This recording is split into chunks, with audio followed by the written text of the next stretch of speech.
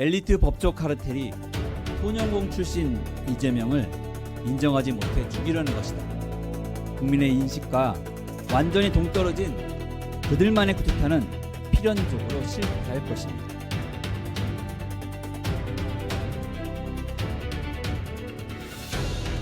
내란 세력의 이재명 후보 죽이기 계획이 크게 달하고 있는데요.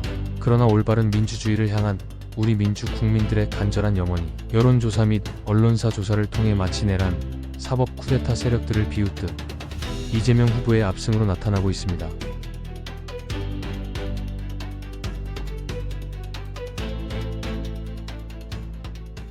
더불어민주당 이재명 대선 후보의 공직선거법 위반 혐의 사건 파기환송심을 맡은 서울고등법원 재판부가 오는 15일 예정됐던 첫 공판을 대선 이후인 오는 6월 18일로 연기했습니다. 서울고법 형사 7부는 7일 대통령 후보인 피고인에게 균등한 선거운동의 기회를 보장하고 재판의 공정성 논란을 없애기 위해 재판 기일을 대통령 선거일 후로 변경한다고 밝혔는데요. 이어 공직선거법 외에 이재명 후보를 억지로 올감했던 대장동 사건 등도 함께 연기됨으로써 이재명 후보의 대선 행보에 다시 탄탄대로가 열렸습니다. 아무래도 조희대 대법원장과 고등법원 판사가 사법부 조직 내의 사법 파동에 대한 리스크는 감당할 수 없다고 판단한 것 같은데요. 관련된 영상 보고 오시겠습니다. 이재명 후보에 대한 파기환송심이 이제 원래는 15일이었죠? 네, 그렇습니다. 5월 15일. 15일이었다가 미뤄졌습니다. 네, 6월 18일 오전 10시로 변경이 되었습니다. 네. 서울고법 형사 7부가 이게 지금 파기환송심 재판부잖아요.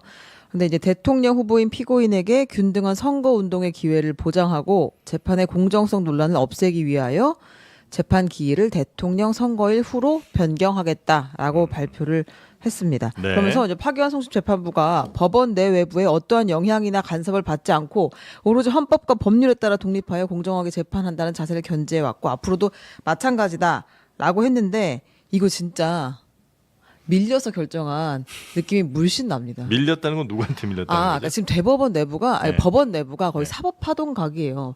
현직 판사들의 글이 계속 올라오고 있습니다. 조희대 그래요? 대법원장 해명해라. 정치를 하려는 것이냐. 왜 보도 듣도 못한 절차를 진행했느냐. 라는 글들이 오늘 오전까지도 계속 올라오고 있었거든요. 법원 내부 게시판에? 네.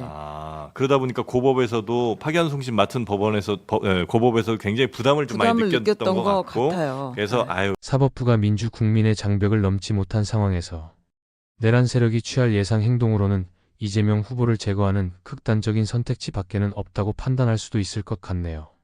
관련된 영상 보고 오시겠습니다. 예, 대법원에서 이재명에 대한 2심 재판부로 돌려버리는 것.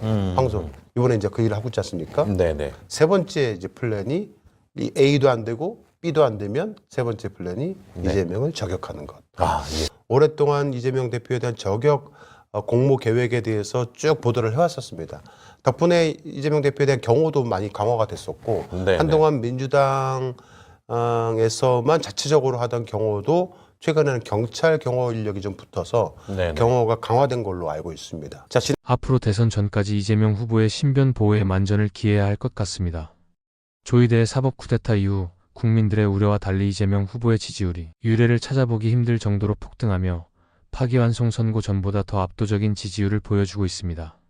한편 국민의힘 대선 꼴통 후보들의 분열은 극에 달하고 있는데요. 도지사 김문수의 발언 듣고 오시겠습니다. 지금 대선이 한 달도 남지 않은 시점입니다.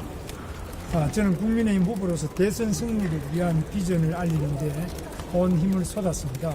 단일화에 대한 일관된 의지도 분명하게 보여드렸고 지금 또 단일화에 대해서 한결같은 마음입니다. 하지만 당이 대선 후보에 대한 지원을 계속해 거부하고 있습니다. 기습적으로 전국위원회와 전당대회도 소집했습니다.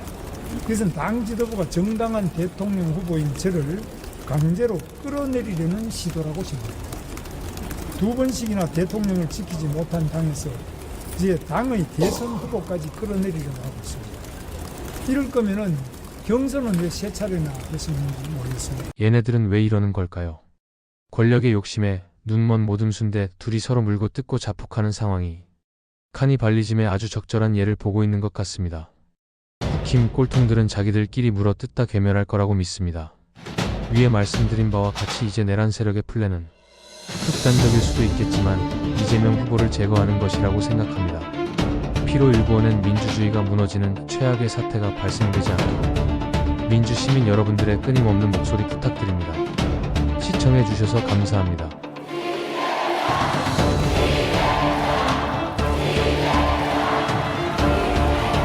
역사의